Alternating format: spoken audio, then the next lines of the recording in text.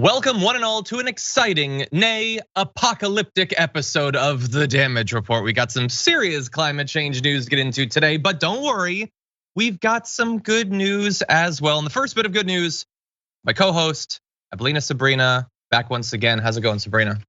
Good morning, John. Good morning, dragons. Very glad to have you here. It's been a little bit since we spoke, and in that interim, there's been some good news. There was student debt cancellation. I think it's probably the IRA. I think was passed since then. It's been like a banner period in political news. What have you been up to since last we spoke? Oh, it's definitely been a nice change.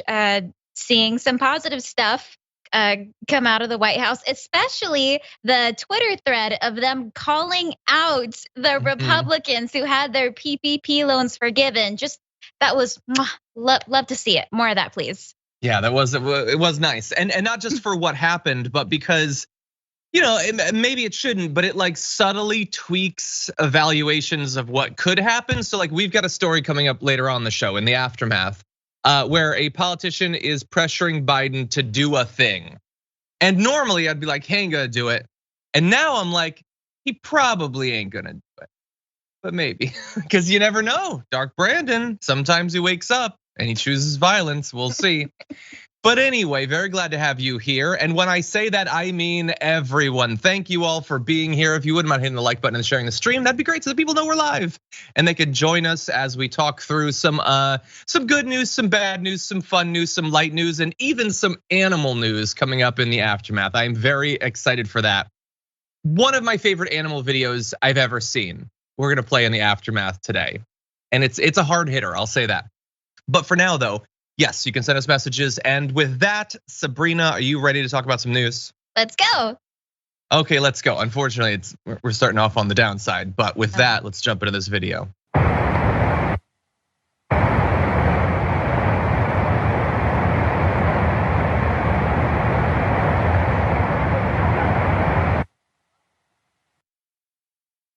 What you're seeing is video out of Pakistan, the result of several months of heavy rainfall leading to an apocalyptic level of flooding. And that video is unbelievable. I'm sure you've seen others. We'll go to some as we discuss this, but almost every bit of video looks like the end of the world. It looks like someone is recreating biblical scenes, but in the present day. And this is not something that we're simply looking back on in horror. This is an incident that is still ongoing. There are people struggling and dying in this situation in Pakistan, literally as we speak. People desperately in need of help that is beginning to come, but perhaps far too slowly. As of right now, 1/3 of Pakistan is submerged by historic flooding. At least 1,136 people have died since the monsoon season began just a couple of months ago. 75 were reported dead in just the past 24 hours. And those are the official death tolls. But I've got news for you. When a country is gripped by a crisis like this, when so many people have been driven from their homes, they might still be on the run from these conditions, when roads have been destroyed, when homes have been destroyed, how are you supposed to know who has actually died? And so the true numbers will only come in, if they ever come in, over time. But as of right now, estimates say 300,000 homes destroyed. Obviously, destruction of infrastructure, including the electrical grid, roads made impassable. 1 in 7 Pakistanis has been affected by this. This is literally tens of millions of people. And I wanna show you just a little bit more of the scale of the damage that we're talking about. Take a look at this.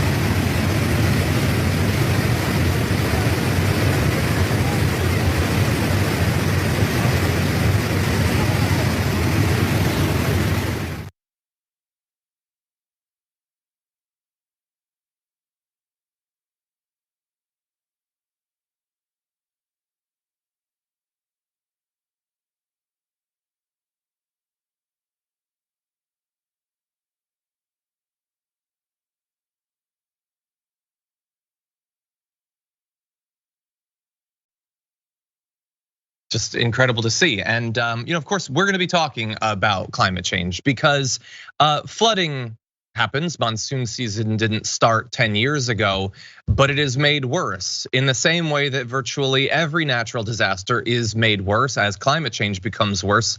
The dry season becomes drier, the wet season becomes wetter, the heat becomes worse, the cold becomes worse. It is important that we understand the nature of the challenge that we face, and it's being played out right now. Not someday climate change will be bad. It's bad right now as we're filming this. Sabrina, what do you think of this? That destruction is terrifying. And I feel like we're going to be seeing a lot about the people of Pakistan after this, because how many of those homes that are being absolutely destroyed, how many of them are actually going to be rebuilt? It's going to take a really long time. People are going to have to, migrate further out if they survive. It's going to be a bad thing, and we're going to keep hearing about it, I think. And not even just Pakistan, but climate change is causing these catastrophic events way more often than we used to see. Like events like this that would maybe only be like every 100 years or so. They're happening on an annual basis. This is not normal. This is not okay, and it's just going to keep getting worse. So I'm quite worried that this is a glimpse into the future. Yeah, 100%. I mean, look, the infrastructure isn't made to deal with these things. It's not made to deal with this level of flooding. We saw in the UK and France and Spain, the heat waves literally melting infrastructure. Our world is not created for these conditions. And thinking that like climate change is only going to result in some polar bear like floating on a little ice cap, like it's going to happen over there. It's not. It's going to happen literally everywhere. Our ability to produce food, to have drinkable water, as we'll get into, is being affected already. Now, we've had in the US, thankfully, the IRA passed. It's historic climate change legislation, but that's only in comparison to what has been done in the past, which is effectively nothing. Far more needs to be done by our country, by countries around the world.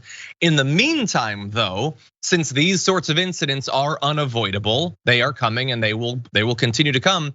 We need to do something to help people. People of Pakistan need help right now. Right now, Sherry Rehman, the climate minister of Pakistan, says that they've deployed the Navy inside of the country because the interior of the country right now looks like a small ocean.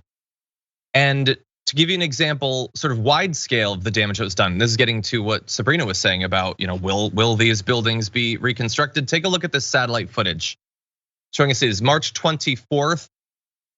You can see, and then August 28th, it's just nothing effectively. That place is now gone. And in theory, maybe some of that will come back, but it's gonna be difficult, especially because Pakistan right now, they're talking about multiple of their crops that have been completely wiped out. Their cotton crop, vegetable, fruit, and rice fields. So that's people's livelihood. That's also the economy of a country that has been severely handicapped at exactly the worst time for it. They're estimating in terms of what they will need to rebuild. They're saying $10 billion potentially, although who knows? The incident is still continuing. The damage could grow worse. We did have an announcement from the US Agency for International Development right before we went live. They were announcing $30 million in life-saving humanitarian assistance to help people affected by the flooding, which is great and will do some good. But $30 million versus estimates of $10 billion. Like, really, is this to the scale of what we need? And hopefully, if enough people pay attention to this, and if it stays a concern internationally, then the UN will do something. There will be pressure on the US to act and to send more money. We've shown recently, by the way, as a country, we can send tens of billions of dollars, for instance, to Ukraine in the form of weapons, aid that they desperately need. Can we do it in this case when it's water that we're fighting rather than Russia? That's what I would like to see. Sabrina, any other thoughts? I mean, I don't know if we're going to send that much money, 30 million. Great, not close to the 10 billion. I don't think that the US would actually send more unless it actually starts to negatively affect this country. So that's just the way this country kind of typically goes. I'm not so hopeful, and it's very sad.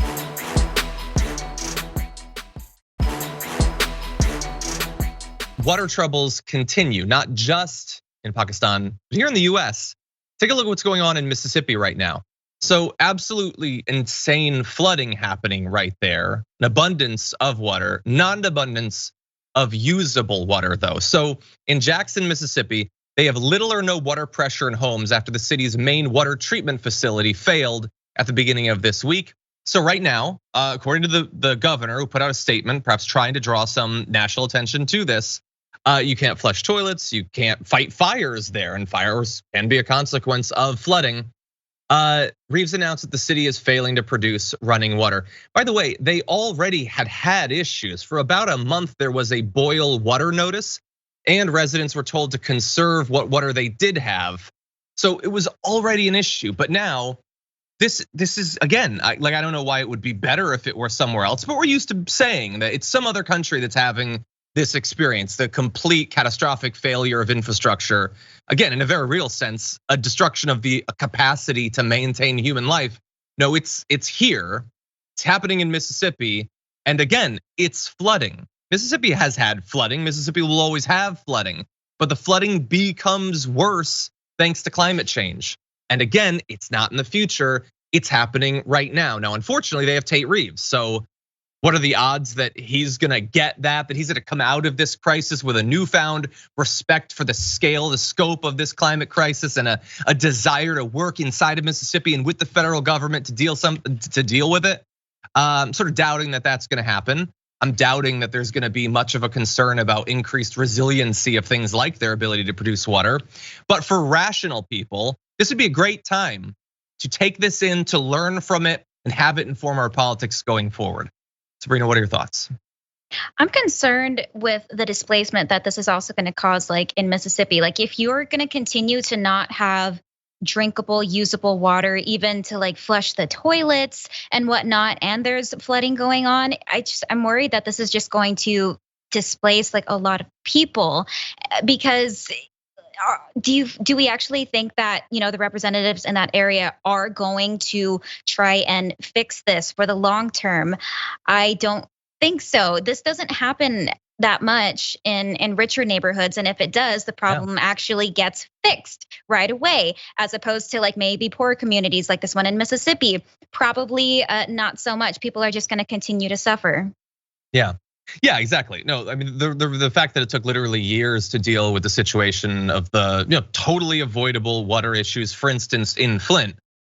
If that was 90210, it wasn't gonna be that way. First of all, they'd have the finest water shipped to them on a daily basis, but those pipes would be fixed, and that's fundamentally the issue. There's certainly the class inequity here, tied in with the fact that this is the US, so there's gonna be racial inequities too in terms of infrastructure, but also, even if this weren't a climate thing, this is an ideology thing. It's not like on both sides of the aisle, there's an equal respect for the ethical obligation of the government to function.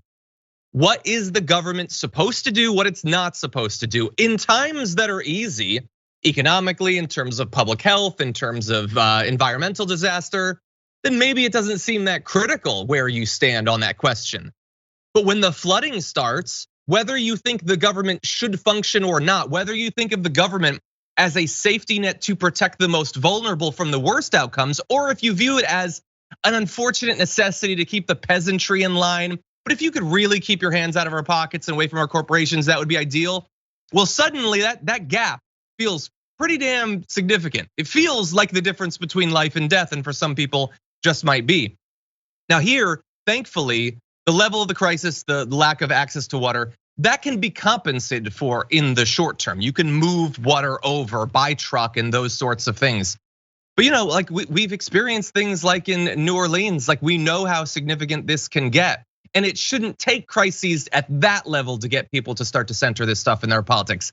Something only as bad as this could be a reminder of how important it is that the government actually functions and that it centers the needs of real working people, not just the rich, in choosing how it does its budget, how it spends money, and all of that.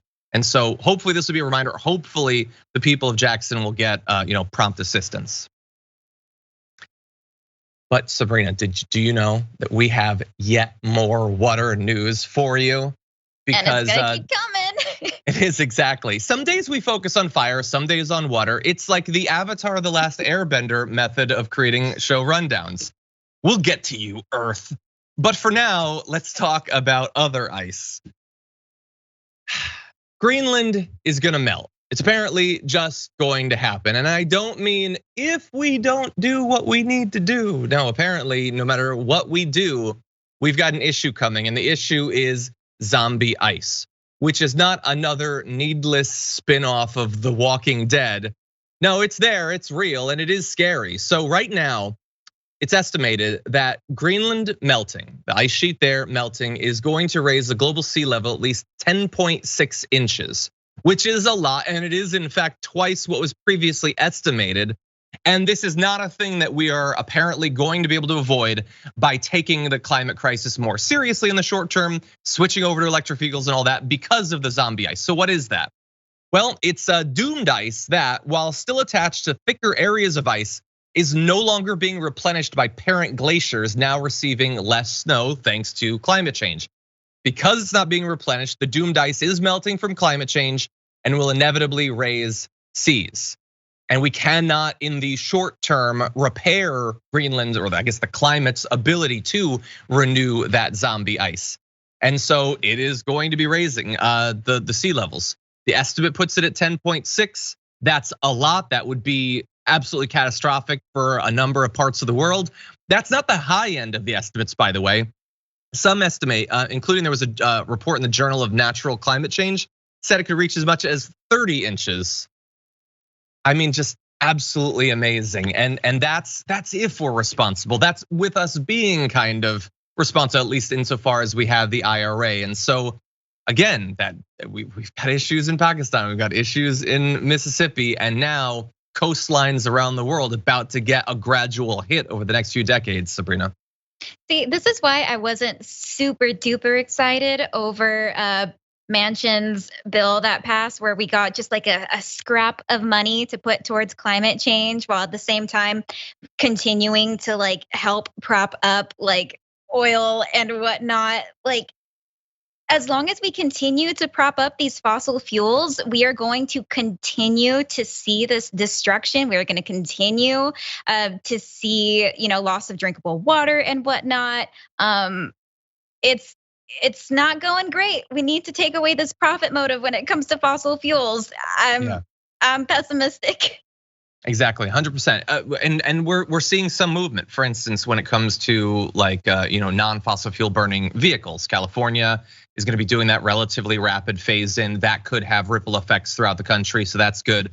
But obviously, that's just one part of it. I mean, we're talking about power generation, we're talking about animal agriculture, we're talking about a lot of things like that. Air travel, international cargo ships, and there's a lot of things that need to be tackled simultaneously. I want to touch base with one more thing though, because I've cited multiple times this 10.6 inches. So there's Ellen Enderlin, is a geosciences professor at Boise State University, says that might not sound like much, but this would be over and above high tides and storms, which makes them worse. This is going to have a huge societal, economic, and environmental impact. And look, exactly why a certain number of inches isn't necessarily only as bad as it might seem. Like, you could go to the beach and imagine the water being 10 inches higher. Explaining exactly why that's not actually how it works is complex, and we eventually butt up against even my understanding of the climate science. But what I do understand is that, for instance, when you talk about the rise in the average temperature, often when we throw those numbers around, they seem relatively small, a half a degree, 1 degree, 1.5 degrees. That's something. But you tick up the AC a little bit. Again, we're talking about averages. We're not talking about the extremes. And when you, on average, raise it that much, that's not what every part of the world will have at every part of the year. Those extremes become way more extreme in those instances. And that's true not only of temperature, but also of water. Storm surge, like long before Miami is literally underwater all of the time, it's gonna be underwater a lot of the time, because that's the way storm surges and hurricanes work. And again, every component of this, whether it's temperature, average sea level, intensity of storms, all of them are being made worse. All of them interact in some potentially horrific ways to produce some outcomes that we should really be trying harder to avoid. Any final thoughts on water, Sabrina? Listen, if the houses on the coast go underwater, then people can just sell their houses to Aquaman. It's gonna be great. Exactly. That dude is gonna have his pick of mansions. Anyway, you're joking there. Of course, that's basically what Ben Shapiro said. He didn't make it as pop culturally relevant with the Aquaman thing. But yes, that intellectual gladiator told people that they should just move once the sea level rise. They should just sell the house, because that's how that works. Anyway, with that said, we're gonna go to our first break. We come back.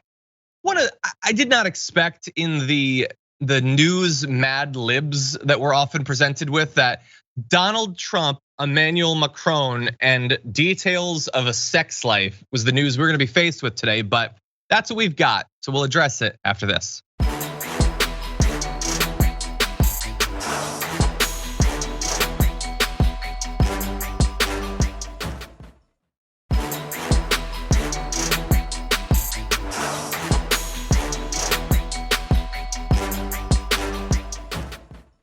Okay, everybody, let's talk some more news. What kind of information did Donald Trump have in those hundreds of classified documents that he worked so hard to keep his hands on?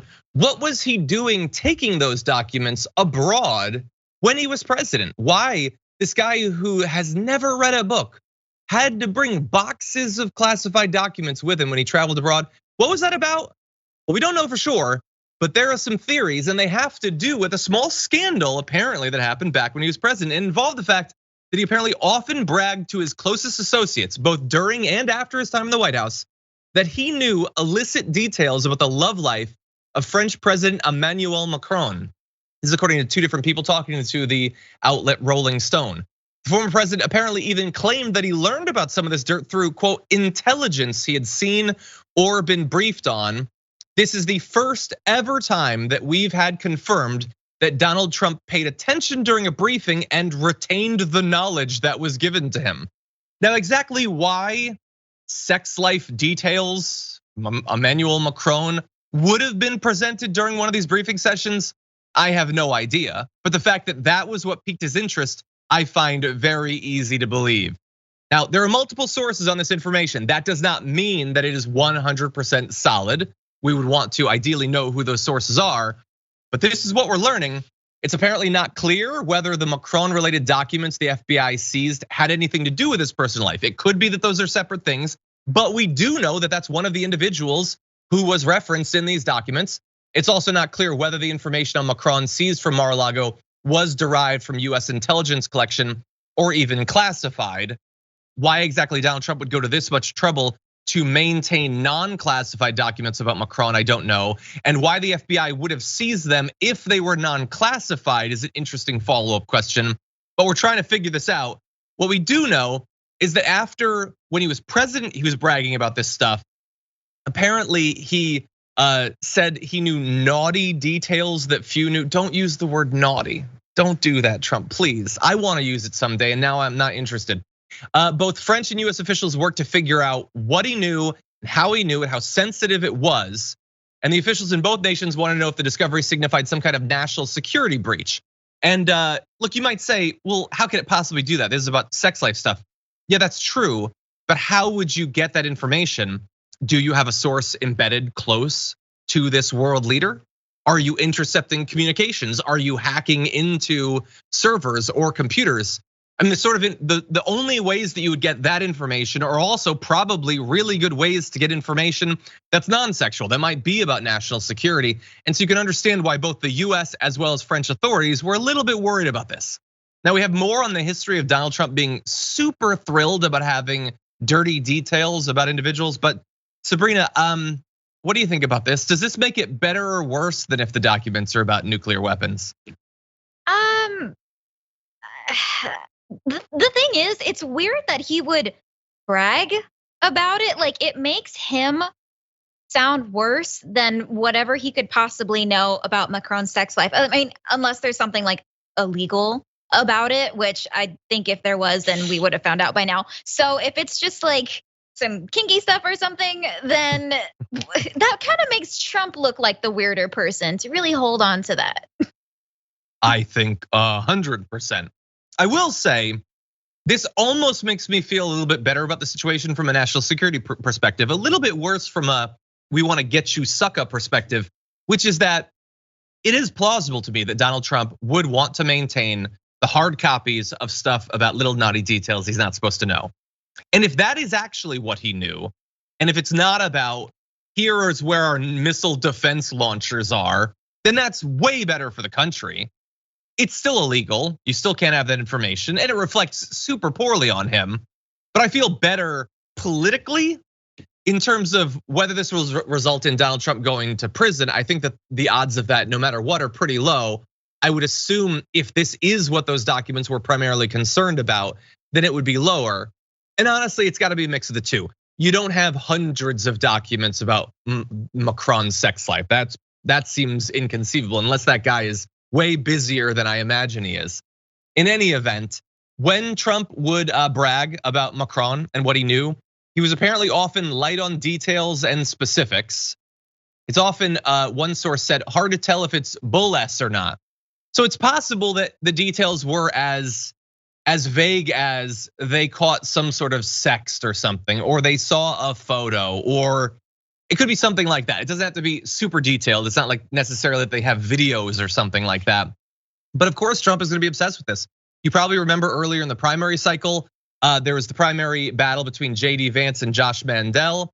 So Trump apparently heard some sexual details about one of them that he thought were disgusting, and that apparently informed his actual endorsement. And that's not the only election that was informed in that way. And so the idea that Trump would go to extreme lengths for material like this, I think incredibly plausible. I wonder though, if this is going to result in the right, like a new defense of the right as to why the FBI shouldn't have prioritized this. Maybe they want it to be a story about this, Sabrina. I wonder. I hope not. Oh my gosh. Why are they making like such a big deal out of this little story? And yet there are other representatives who have much more questionable, possibly illegal things regarding their own spicy lives, whatever you want to call it. And that doesn't seem to get nearly as much attention. So yeah, this seems like a silly story. Yeah, we'll see. Anyway, with that, we're burning an hour. So I think we're gonna have to prep for our C block. You wanna give me a little thumbs up when we're ready to go for that? And we're ready to go for that? Okay, I'm gonna read a comment or two and then we'll jump back to it. First of all, I wanna recognize McBain over on Twitch, who's been with us for 25 months and says, what do you say, Dragon Daddy? Does Dark Brandon, if he keeps up the bit of fieriness, deserve an honorable spot in the Dragon Squad? And if so, what will his dragon name be? I'm not necessarily ready to talk about that. I do like that he got some climate legislation passed. That puts him above most presidents. I assume he would be Malarkey Dragon, but we can talk that out on the chat. We'll see going forward.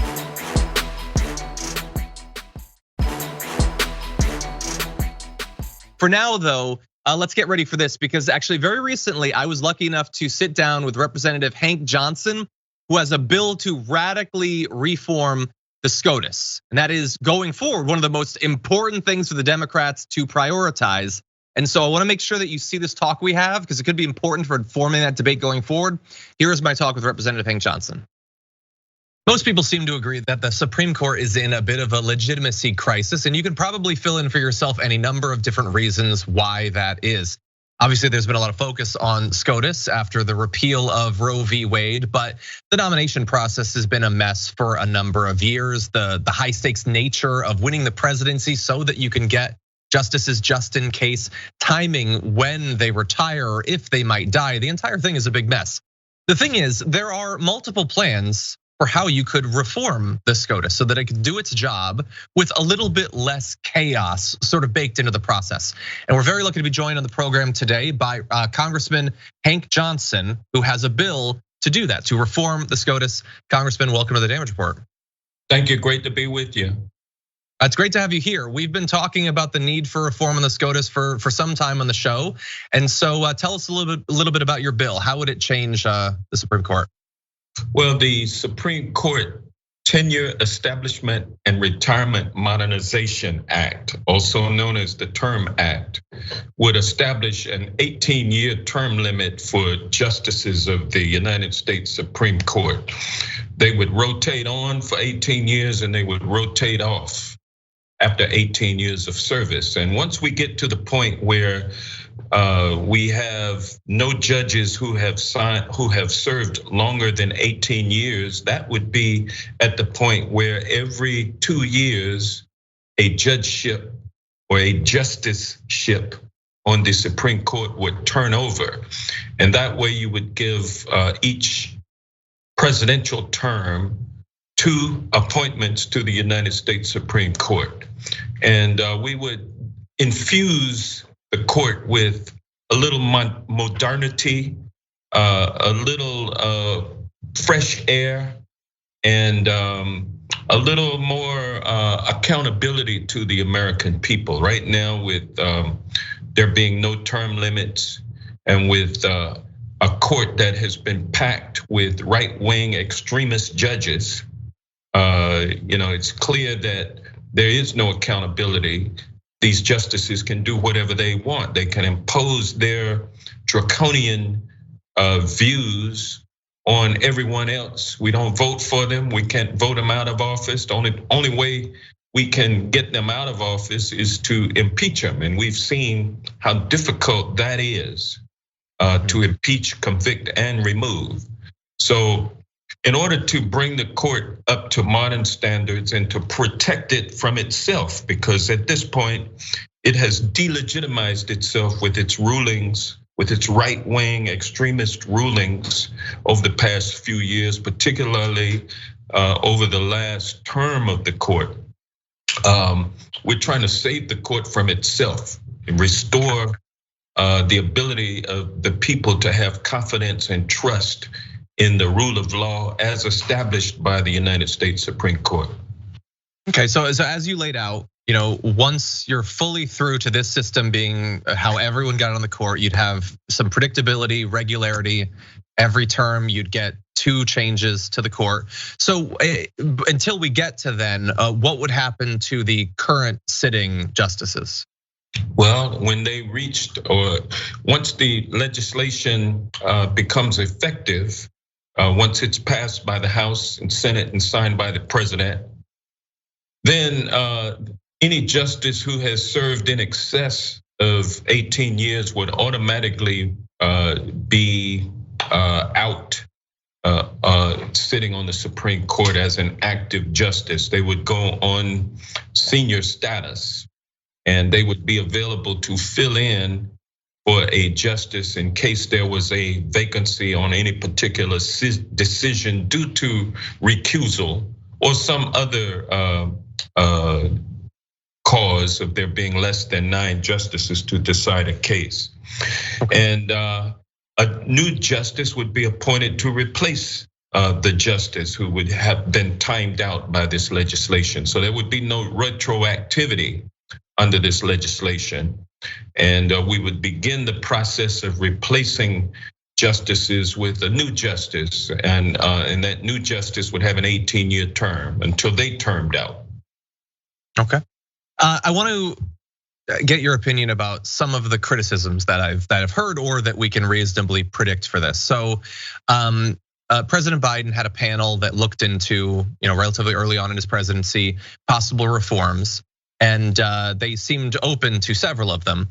They did say, though, having it be this regularly scheduled thing that happens every 2 years, they worry that that could lead to positions on the Supreme Court becoming an even bigger concern during elections. That doesn't really seem, I think, reasonable to me, but I'm curious what you think about how this changeover would affect the way people see the Supreme Court when it comes to their vote. Well, the barn door has already been opened on that, and all of the animals have escaped the barn. So you can't close the barn door and stop the harm that has been caused already. Unfortunately, as you pointed out at the top of your segment, the politicization of the Supreme Court is nothing new. It has commenced in full throttle in recent years with how the game of appointment is being played, appointments and confirmations. And we've even seen the outsourcing of the last 3 justices to the Federalist Society, a private political group that has been influencing politics in America. That is their stated intent. And they have been given the role of approving or recommending justices to the United States Supreme Court, as they have done with lower court judges for decades now.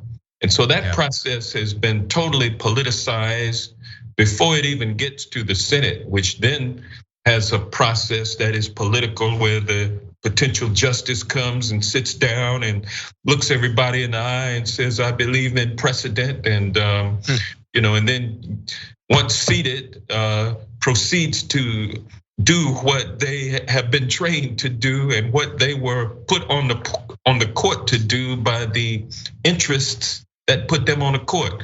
And then the senators, even Mitch McConnell deciding that I'm not going to even have a confirmation process for a particular justice because it's the last year of the Obama administration and we're in an election year.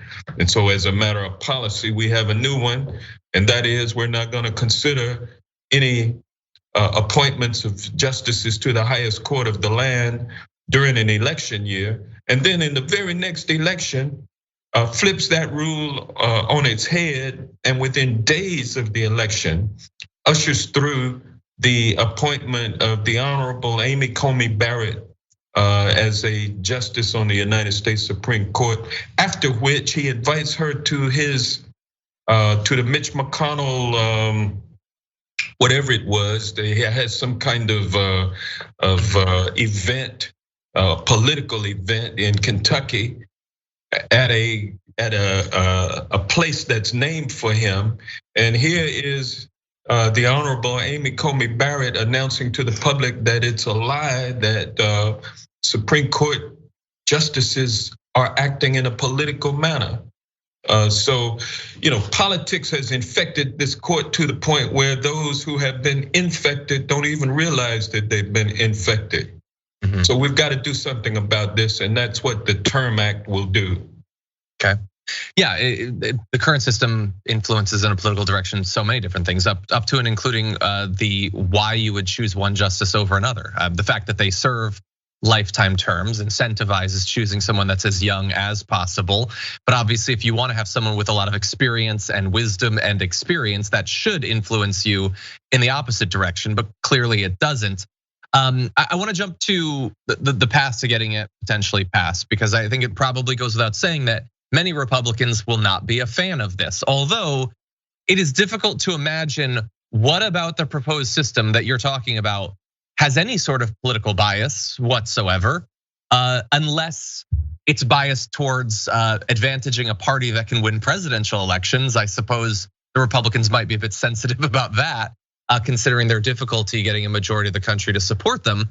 But how are you going to get this through in the House, in the Senate? How does this become law?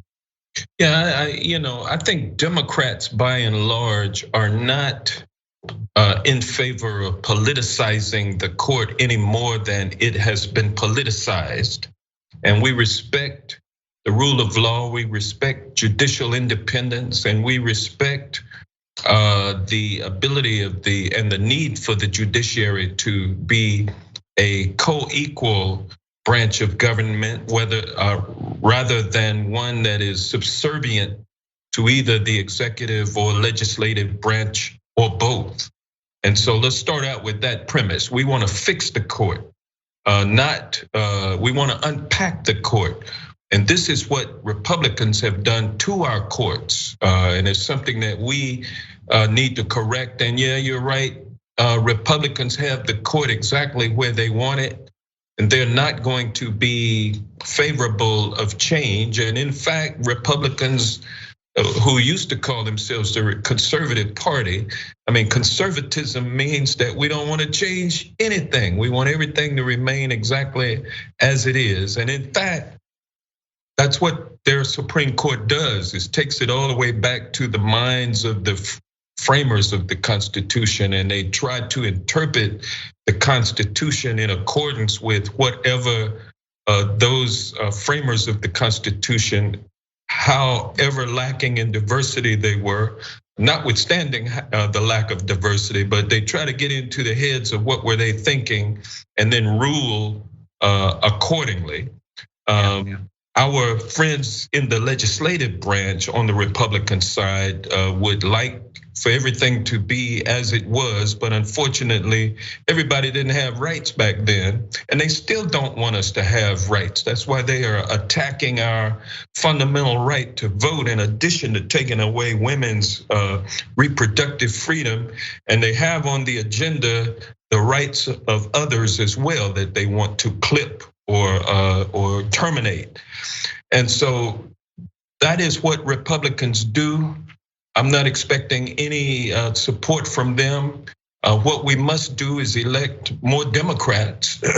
And even some of the Democrats have to be educated about the excesses of the court and why we need to change. But I'm looking forward to having those discussions.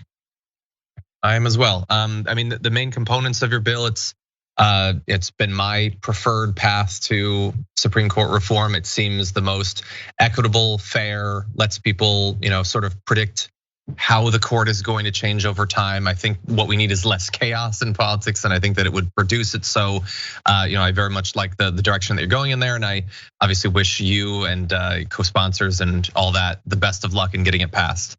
Representative Hank Johnson, I want to thank you again for joining us and breaking down the bill. Thank you very much for having me.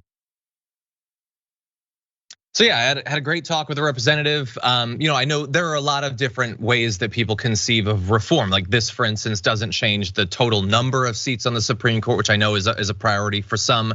I think this has as its core fairness. Like this is what the system should have been. I think we could have avoided a lot of trouble if that's what the system was. And obviously, right now, non-starter, they're not going to get it passed. But getting more Democrats in office to potentially get it passed, having it be a priority for people when they're voting, these are important things because getting a progressive president would be great. There's still going to be a conservative Supreme Court for some time, an unrepresentative Supreme Court, justices that were put on there by presidents that were not chosen by a majority of the people. So we need some reform, and hopefully we'll have it. For now, though, we do have to take our second break. When we come back, we got some wild news to talk about, so don't go anywhere. We'll be back in a bit.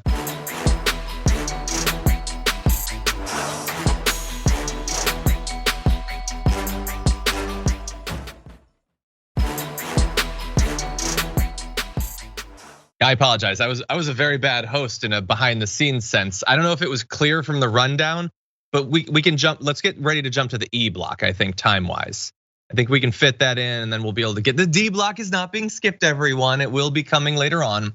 But when you're ready to go for the E block, let me know, okay? Okay. By the way, Ludicrous Speed Dragon, first of all, love the reference, and also thank you for gifting that sub over on Twitch. And with that, let's jump into this. Ben Shapiro recently took to social media to do two things I find at least semi-fascinating. The first is to throw Trump under the bus. That's fun, I'll take that. But he also accidentally revealed something really core and honest about what he thinks politics is truly about. And I think that's even spicier. But here's the beginning of the thread.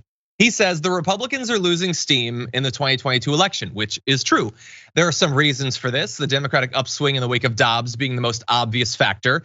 But there's something else going on here that represents a deeper problem for the Democratic Party. For the Republican Party.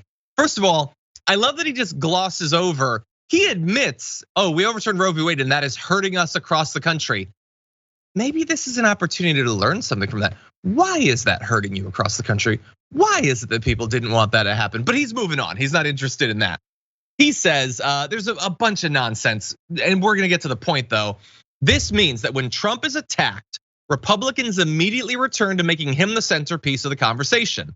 And this harms them electorally, as every poll is now showing. I think he's largely right. They are universally defensive about Trump, and that doesn't necessarily seem to be helping them. Although it does apparently help Trump vis-a-vis other Republican candidates. Ben then says 2 things can be true at once. First, the FBI raid on Trump looks like a political hit. Second, the more Republicans talk about Trump, the worse they do electorally. I agree, 2 things can be true at once. Actually, more than 2 things can be true at once, and I'll prove it right now. The third thing that can be true is that Trump broke the law, and it's super weird that you don't even pause for a second on that possibility. Ben's just moving on. It's a political hit, it hurts the Republicans. Yeah, but what about the actual facts, the actual substance? Did he break the law literally hundreds of times by keeping documents that he had no right to have? Are you interested in that? Do you want to find out about that? You were freaked out about Hillary Clinton in the emails. Are you potentially interested in? No, you're not interested in the docs? Okay, Ben, we'll move on. And this is where he reveals himself.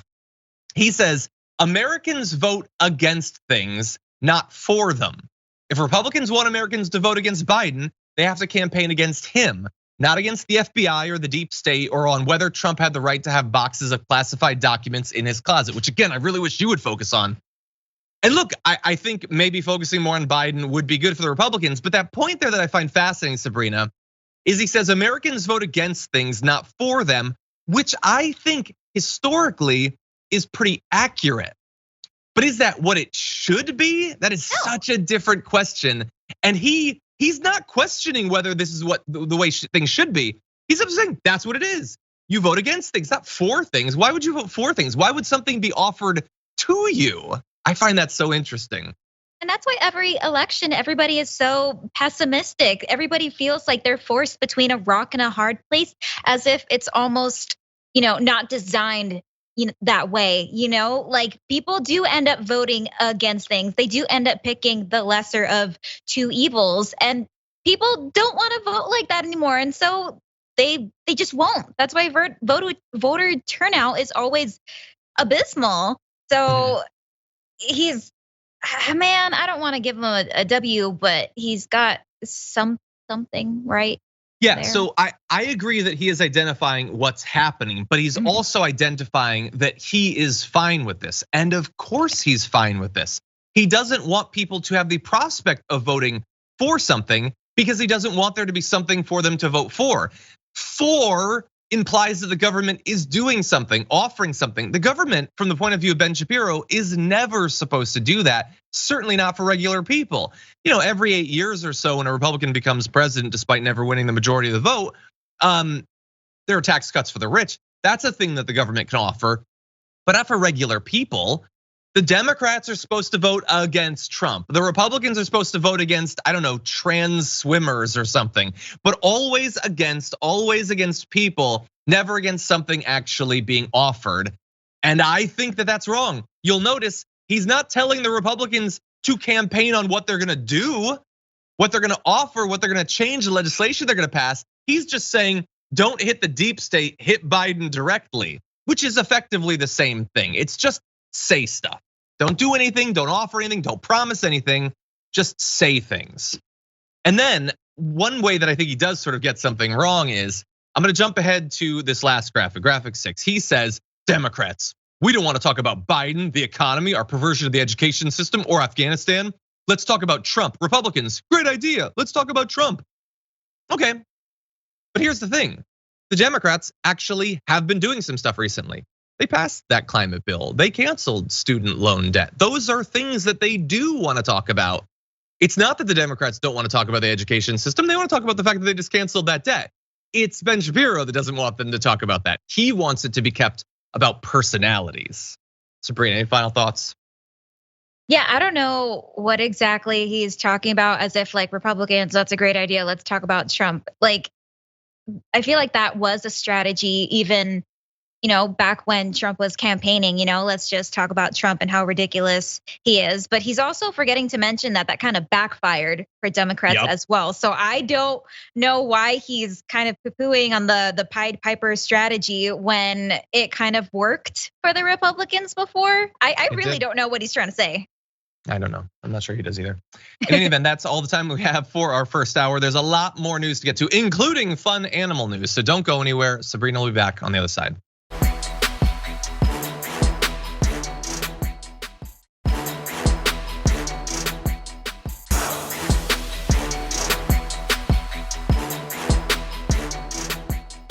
Thanks for listening to the full episode of The Damage Report. Support our work, listen ad-free, access members-only bonus content, and more by subscribing to Apple Podcasts at apple.co/TYT. I'm your host, John Adarola. I'll see you soon.